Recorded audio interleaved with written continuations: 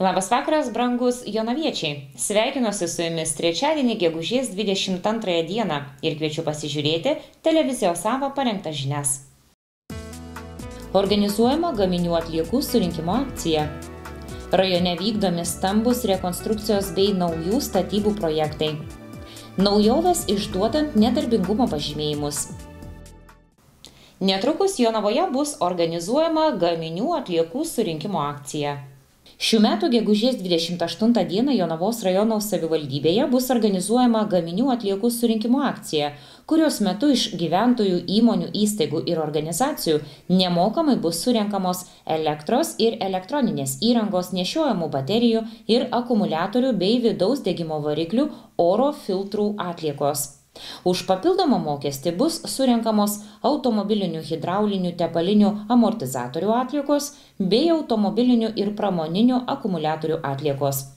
Taip pat gaminių atliekų surinkimo akcijos metu iš transporto priemonių techninę priežiūrą ir remontą vykdančių asmenų palankiomis sąlygomis sumokant atliekų tvarkytojui bus galima priduoti alyvų atliekas bei vidaus degimo variklių tepalo ir kuro filtrų atliekas. Jei jūs turite anksčiau išvardintų atliekų, prašome iki šių metų gegužės 26 dienos registruotis elektroniniu paštu atliekos@atc.lt arba telefonu nurodytu ekrano apačioje. Šiuo metu taip pat vyksta įmonėms, įstaigoms ir organizacijoms skirtas projektas Mes rūšiuojam, prie kurio dar galite prisijungti, rūšiuoti atliekas, rinkti taškus ir keisti juos į įvairiausius prizus, keliones, ekskursijas.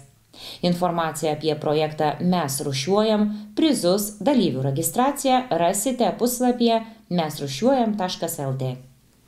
Jonavos rajone vykdomi stambus rekonstrukcijos ir naujų statybų projektai, apie kuriuos plačiau pasakoja Jonavos rajono meras Mindaugas Sinkevičius. Kaip žinia, Jonavos rajono savivaldybė Venecijos kaime kuria pramonės parką, kuriame šių metų pabaigoje arba 25 metų pradžioje galėtų prasidėti verslo gamybos patalpų statybos. Taip pat jonaviečiai ir ne tik jau bene 10 metų laukia Jonavos pietrytinio aplinkelio statybų, kurios žadamos jau netrukus, birželio mėnesį. Jonavos mieste esanti Vasario 16 gatvės rekonstrukcija taipogi nestovi vietoje. Kaip vyksta šių stambių projektų įgyvendinimas, ko laukti ir tikėti miestiečiams, plačiau kalbame su Jonavos meru Mindaugu Sinkevičiumi. Tai žinoma, turbūt miestiečiai labiausiai pastebi pokyčius mieste, ar tvarkomos gatvės, ar įrengiami parkai, ar tvarkomas paplūdimys. Matyt, labiausiai tokie prie širdies ir matomi darbai tiem, kas reziduoja ir gyvena Jonavoje. Bet mes jau kadencijos pradžioje kėlėm didžiulę ambiciją susitvarkyti ir įrengti taip vadinamą, tai nėra laisvoji ekonominė zona, bet mes taip pajuokaudami sakom, kad Jonavos lez. Bet iš tikrųjų tai yra tam tikra pramonės teritorija, kurią mes paruošiam ir įrenginėjam verslui. Ir šiuo metu mes turim jau 2 sutartis pasirašytas. Viena sutartis 900 tūkstančių eurų vertės, šiek tiek daugiau nei 900 tūkstančių eurų vertės dėl vandens ir nuotekų atvedimo. Į tą sklypą, kuris matosi važiuojant į Rūklą, po kairę pusę, ten matosi toks plynas laukas, gal jis netrodo labai, kaip sakyti, patraukliai. Bet tai yra ta vieta, kur mes planuojam įkurdinti ir kviesti investuotojus, kurie galėtų kurti darbo vietas Jonavoje. Tai viena sutartis dėl vandens ir nuotekų atvedimo į tą sklypą jau yra pasirašyta. Ir šią savaitę pasirašėm dar vieną sutartį su kelininkais, kurie įrengs privažiavimo kelius. Ir vieną kelią, kuris bus lygiagretus tam, kuriuo mes vykstame į Rūklą, tai bus toks privažiavimo kelias, kurio vertė bus daugiau nei 3 milijonai eurų. Tai yra 2 sutartys ir jau, sakykime taip, užkontraktuoti 4 milijonai eurų. Dar laukiam, kada pradės darbus ESO, nes ESO turi atvesti tam tikrą elektros kabelį, kad būtų tam tikra galia ir galėtų įmonės, kurios kursis, pasinaudoti elektros galimybėm. Tai šio sklypo įveiklinimas ir realūs darbai jau pasimatys netrukus.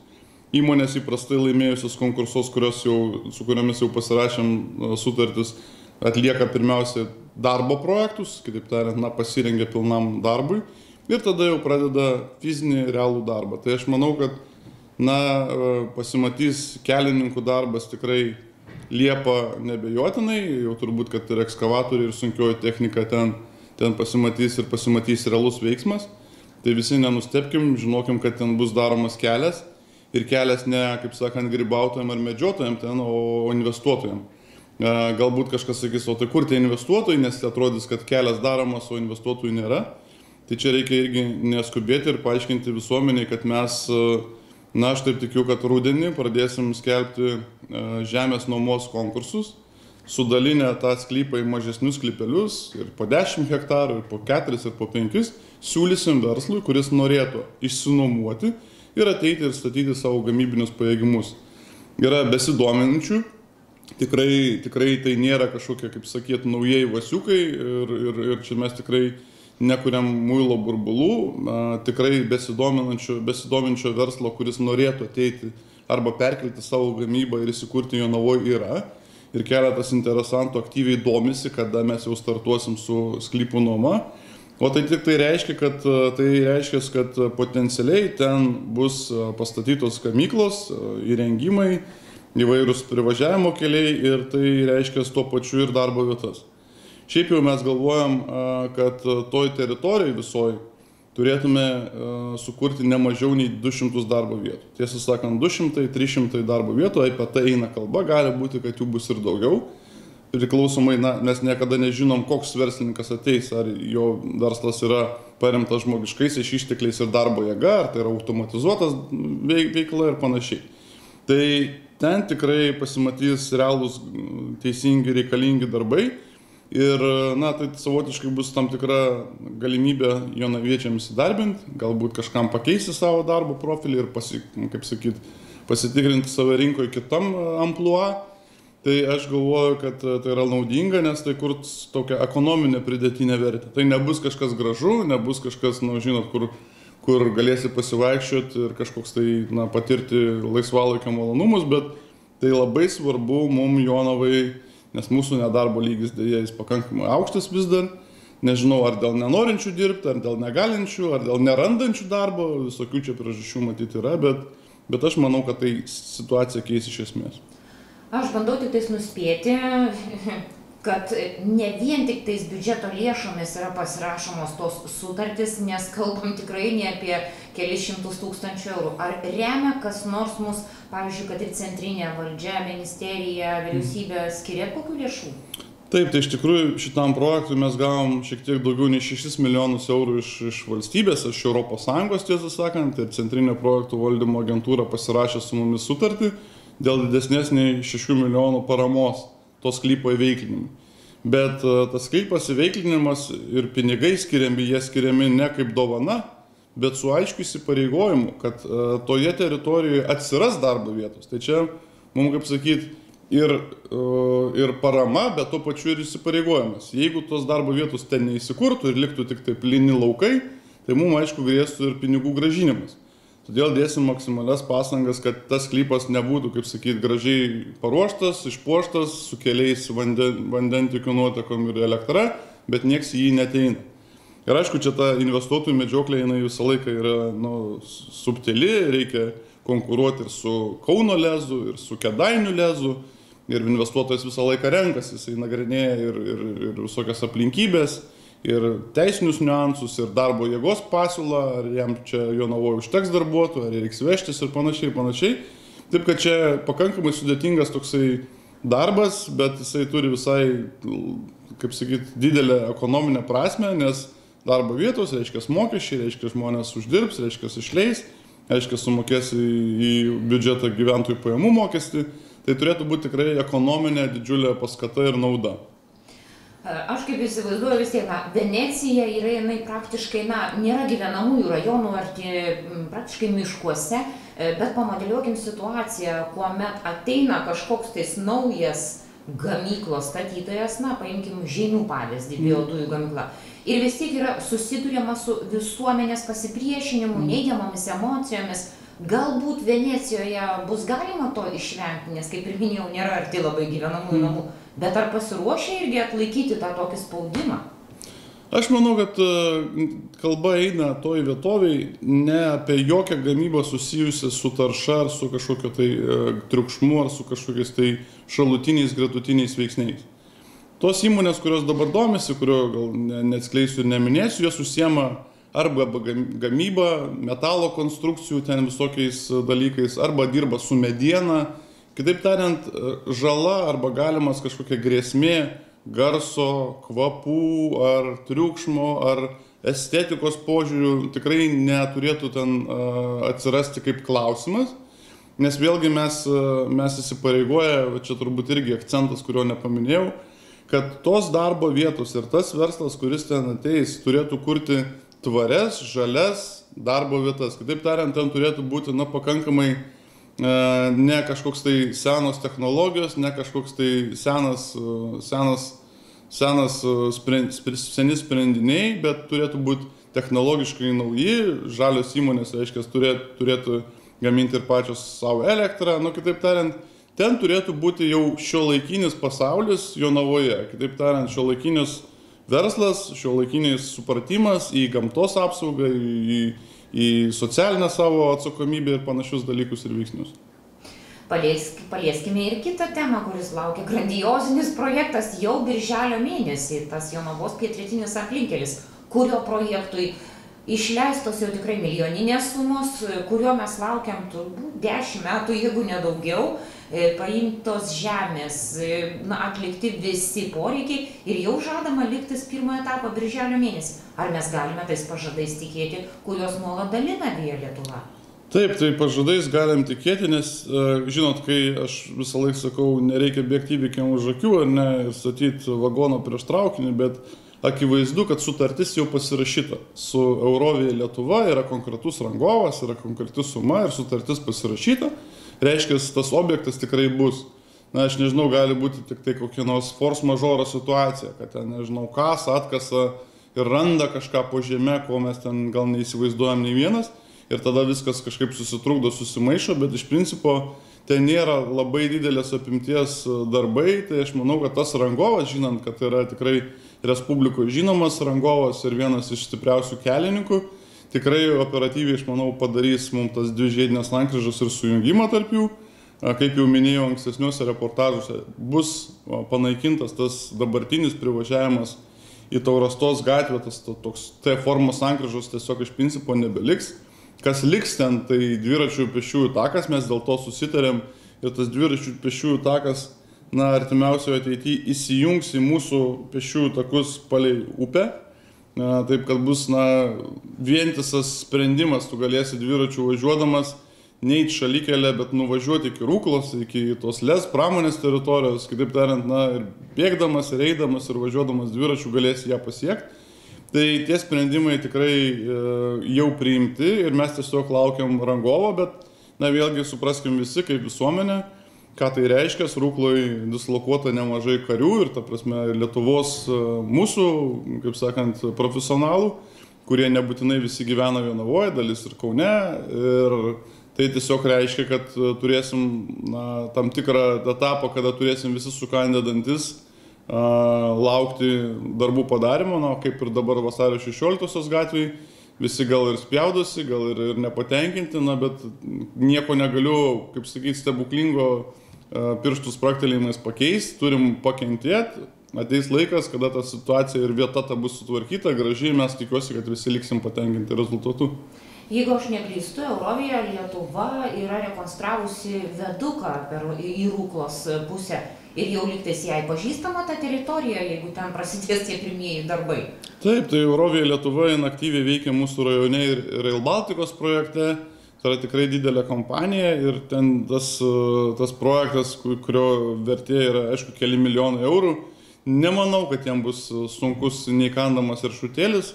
Rimta kompanija, tikrai ten, aš manau, kad nestoviniuos ir nežais ir kaip sakyti, nebus, kad 3 darbininkai su kastuvais ten kažką bando iškasti. Tai aš manau, kad darbo procesą pamatysim pakankamai operatyvų. Tiesiog visi turėkim ir nusiteikim, kad apsunkintas susisiekimas bus vykstant tiem į Vilnių, ar Elektrėnus, ar į Rūklą. Tikrai bus matyt, kad nepasitenkinimo ir matyt, kad reiks perskaičiuoti savo atvykimo į darbo vietą ar nuspręstą lokaciją laiką, nes trukdžių tikrai bus. Užsiminėt šiek tiek apie vasario 16-osios gatvės remontą. Patys gyventojai irgi mato, jog darbai tikrai intensyviai vyksta ir nedirba ten 3 darbininkai su kastuvais. Ar galime tikėtis laiku baigtų darbų, gal net anksčiau? Aš tikiuosi, tiesą sakant, kad anksčiau. Rangovai 2 yra, tiesą sakant, yra Jonavos hidrotechnika ir Kauno keliai. Hidrotechnika daro pagrindinius dabar darbus, požeminius darbus, keičia trasas, kloja pagrindus. Jie turbūt nebus tie, kurie deda ir kloja asfaltą, tą užsims Kauno keliai. Bet matau, kad darbas vyksta sparčiai ir tas džiugina. Aš manau, kad rangovas, kuris yra kelimo iš Jonavos hidrotechnika, nenori pasidaryti savo neigiamos reklamos, nori kaip tik padaryti tą darbą kaip įmanoma greičiau. Tas supratimas jis yra ir be raginimo. Tai aš tikiu, kad tikrai spėsim ir laiku ir gal turiu viltį, kad netgi ir greičiau nei numatyta sutartise. Aišku, reikia turbūt neužbėgti įvykiam už akių, bet ta situacija jinai dar išsiplės masto prasme, nes vienok esam, kaip sakyti, įsigiję darbus ne tik tai vasario 16-osios atkarpai, bet ir žiedinės sankryžos sutvarkymui. Tai netrukus matyt bus darbų apimtis išplėstos ir turėsim šiek tiek tų komplikacijų matyt, kurių laiką vengiam dėl geležinkelio pervažos uždarimo ir panašių dalykų. Tai tiesiog noriu paprašyti, naudodamasis progą, visų gyventojų kantrybės, supratimo. Tikrai jokie darbai mieste nepasidaro nepastebėti, jie pasidaro su tam tikrais trikdžiais, su dulkėm, su apsunkintų patekimų į namus, į verslo subjektus. Bet manau, kad patikėsit manim, kad po sutvarkymo mes visi galėsim pasidžiaugti ir greit labai pamiršim, kad buvo tokie sunkumai ir problemos, kurios dabar mus kankina. Matomai verta pasidžiaugti ne vien dėl to, kad bus sutvarkyta ta gatvė, bet ir mūsų komunalinės tarnybos, Jonavos vandenys, šilumos tinklai, tuo pačiu vasario 16-osios gatvėje keičia savo įrangas visas, ne? Taip, tai iš tikrųjų mūsų įmonės šilumos tinklai, vandenys keičia savo tinklus. Tiesiog negalima būtų aplaidų ir būtų klaidinga padaryti, žinot, pakeisti tą dangą, sutvarkyti pėsčiųjų takus, o vamzdžius senus palikti. Ir jeigu tie vamzdžiai pratrūktų, tai vėl turėtume draskyti naujai paklotą asfaltą.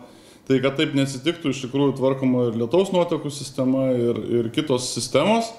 Tai tą pajaučia gyventojai gyvenantis aplinkui, nes tenka pasimaudyti po šaltų vandeniu.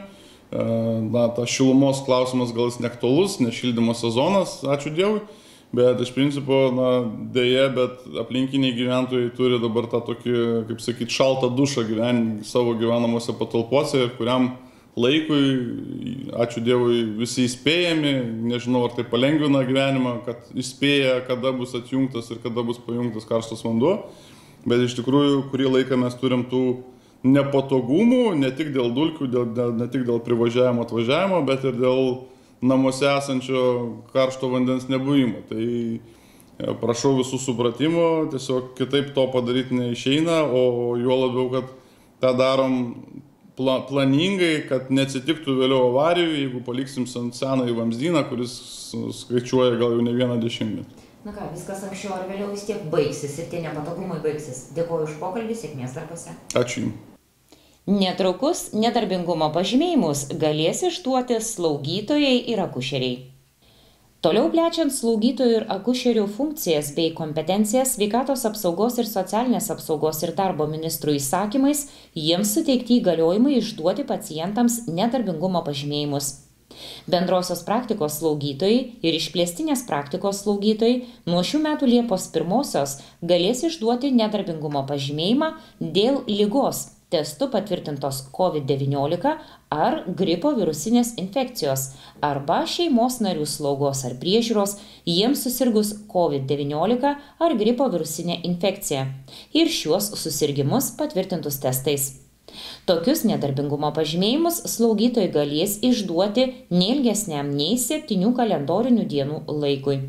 Ligai tęsiantis ilgiau nei 7 kalendorinės dienas, nedarbingumo pažymėjimą išduos pacientą konsultavęs gydytojas.